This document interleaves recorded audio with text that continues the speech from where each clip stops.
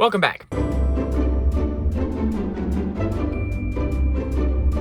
This is part 2 of a dress tutorial that I've always wanted to make, which is historically a historically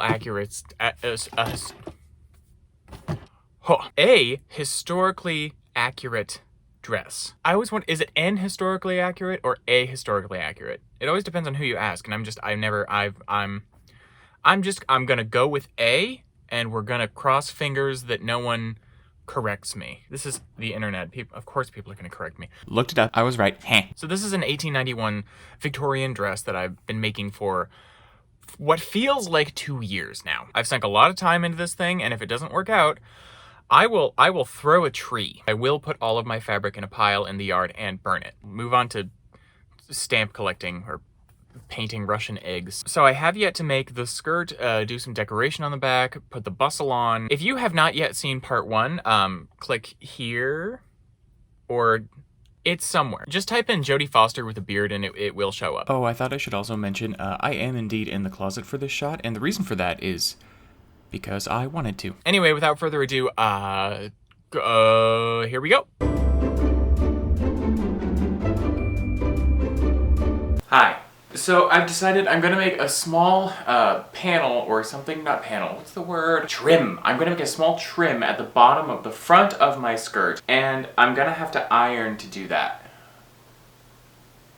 I'm gonna iron pleats, so I have this. It's hot. It's gonna be hot. And I have this and this. I have all the 3 things that I need in order to iron, so I'm just gonna go ahead and do that. I decided to pin all of the pleats down before ironing them in place. It made it smoother and easier, and also I had a chance to make everything even. Now, I did not film this part, but I did sew the pleated part of the fabric to a piece of my skirt. And now the remainder of the skirt. Just sew it on.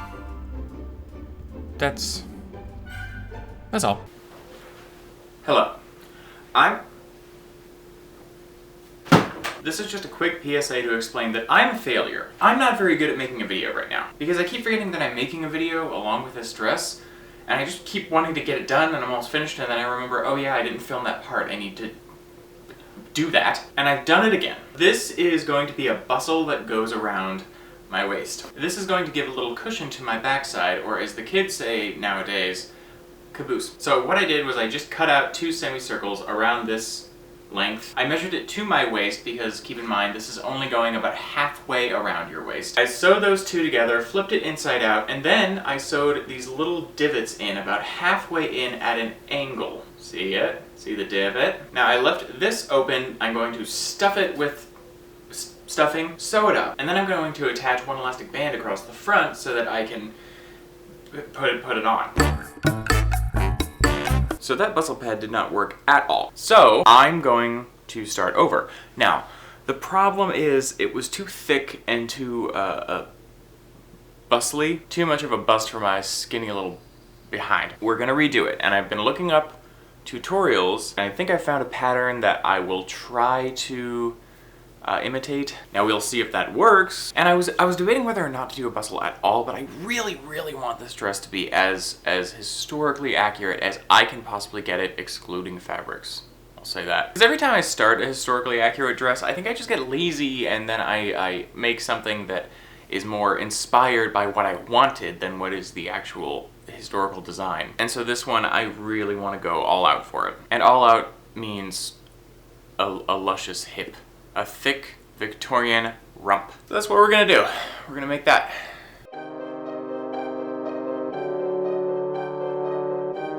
Oh, and by the way, I will link the video that I'm using to make this in the description down below. So I've cut out 2 pieces that look like a child's drawing of a sailboat. With your 2 pieces lined up, go ahead and cut little divots all around the outside. Round the outside, round the outside. Now sew the divots on one of the things to the same. I don't know how to explain this. Here's a diagram. Now sew the top and bottom pieces together, leaving an opening where you can stuff it like a turkey. I once had a friend refer to stuffing a turkey as gorging a gobbler, and I have never forgiven that person. Now, as you can see here, I have a pillow. This is probably one of the most violent parts of this tutorial, so if you have a problem with disemboweling, I would stop watching now. But sacrifices must be made. Now use your disembodied pillow to stuff your dead turkey buster bumper. Okay, low-key though, that was really fun to say. Now I don't know the term, and looking on Google for about 15 minutes did nothing to help. So just sew little divots into the pad until it looks like the back of this chair. Also, if you ever wanted to get into Civil War suturing, this is a great way to practice. Okay, so I finished the Bustle pad. I've made a diaper.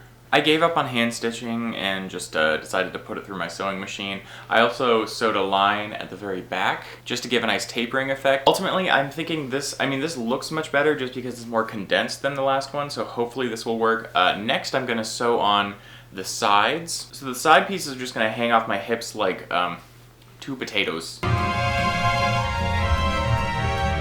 Okay, I didn't show the process because it's pretty much the exact same as the other pad, but we got it. So now what we're gonna do is sew the edges of this to this one, and a little bit of overlap. These should be on the side, like right on, okay, I should stand up. These should be right here on the hip. Now do what I just said. So, I'm just fitting the skirt onto the Bustle. I'm just doing it on myself. I was going to do it on my dress form. I decided not to. My neighbor's looking at me. Yeah, he's still there. Okay. Once you have your skirt measured to fit your wannabe Kardashian keister, sew it up, cutting off any excess fabric. I finished doing all the stuff on my skirt. I'm a bad teacher. I've finished fitting my skirt. Look at me, able to think up words. I'm like Shakespeare. So I fitted my skirt to my hips with all of the padding and the whatnot. I'm going to add a waistband because that simply will not do. I've measured out the waist length of my skirt, and now I have a band of fabric, and I am just going to sew it on.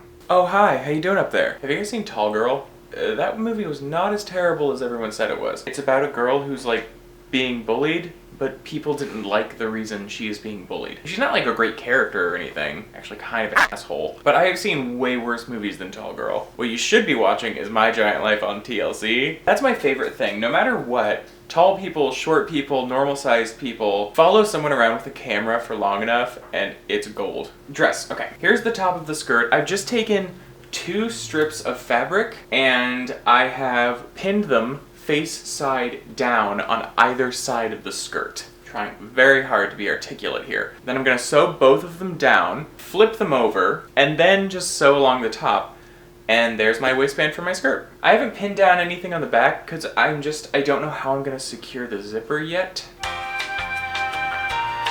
Still thinking about that. I wonder if people could see my bald spot from up there. I'm trying to think of some really good voiceover stuff, and I got nothing. I am now pinning the top of the waistband.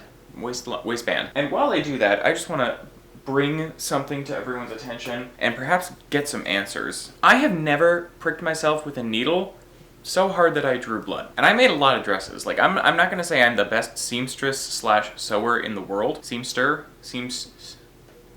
But I still make things constantly, and I have not yet drawn blood. I don't know if that's just because I have a very steady hand, or if Vivienne Westwood has just blessed me. But what makes me worried is I feel like it's coming. Like I've avoided it this long, and so now it's just going to hit me hard. Like hospitalization hard. The elevator doors in The Shining hard. Okay, quick tangent. In looking for that picture, I found this product online, and like, what the fuck? I feel like all of the pricks are gonna add up to a hand being chopped off by my sewing machine. And that's a constant fear that I live in. But I guess that fear has been replaced. Okay, so this makes me look real weird. For a Victorian woman, I think we got it, actually. I think we nailed it. I found an extra piece of fabric that kind of matched the red fabric of my jacket. Close enough that I'm going to use it as I don't know what to call it, a bustle garnish. So what I've done is I've just cut out the general shape of the roof of a Pizza Hut. I'm gonna sew up all around the edges, which I'm not going to film because you guys don't care about that.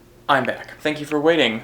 through that very short amount of time. It was like 2 hours for me, it was none for you. These are the pieces that are going to cover the bustle on the back of my jacket. Now, I did end up taking the piece off the top, and so it's just the black lace and the long red piece. I measured the back of my jacket where the bustle would be, cut out a thread to match, and stitched it through the fabric, creating a natural ruffle.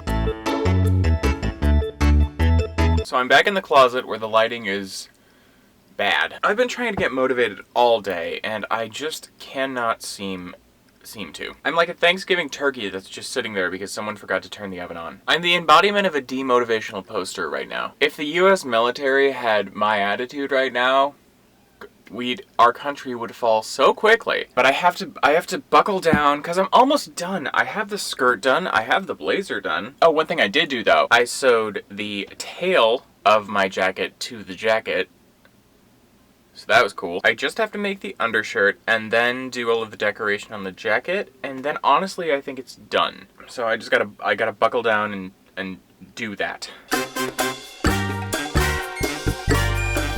Okay, so I have inspiration today. That's good. I don't know what happened, I don't know what kicked my butt into gear, but I had coffee today, which I have every day, so I don't really know why I'm saying that. But I have inspiration, I know what I'm doing. I have an idea.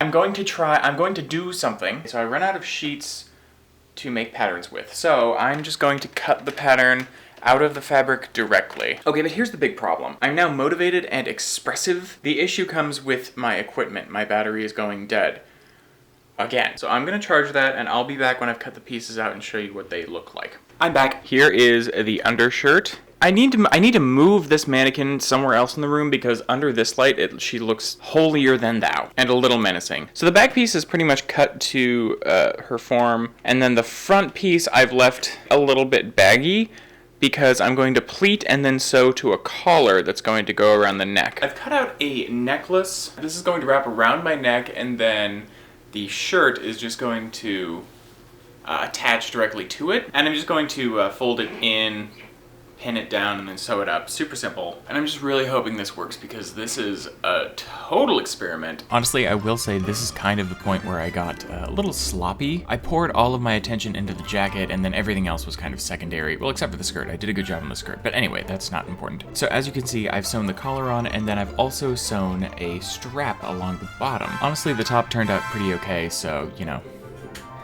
being lazy kind of gets you where you need to go. So next we're just going to sew a ribbon to either side of the back just so we can tie it in place, and then we're going to do hook and eye closures on the collar. So I decided the skirt was not wide enough, so I'm adding darts. Now the only fabric I have is this shimmery black, so I unstitched the sides of the skirt, and I'm just going to put a dart in there, and then that solves that problem. This is where I get to put on some decor, which if I'm honest is the gayest I get. It's like a Richard Simmons exercise tape being shown at a Pride festival. Anyway, what you see me doing here is ruffling the ribbon as I stitch it on the cuffs of my sleeve. I left some extra ribbon at the end for a bow and stitched that up. It's a pretty easy process, and I did the exact same thing on the edges of the lapels as well. Next comes the back. For the back, I decided to stitch a pattern with some black cord that I had. I actually learned that this process is called couching, and I'm not sure whether or not that's true, but that name is just too charming. It's almost done. I was debating whether or not to hand stitch this. I'm kind of glad I did. I have a little more control over where everything lays. It is so tedious. I finished the design. I'm very happy with how it turned out. Like, that is... Oh my god. Get out! Get out! You've been in my way all day. I'm over it. I'm tired of it. Go. Get out. Go, now.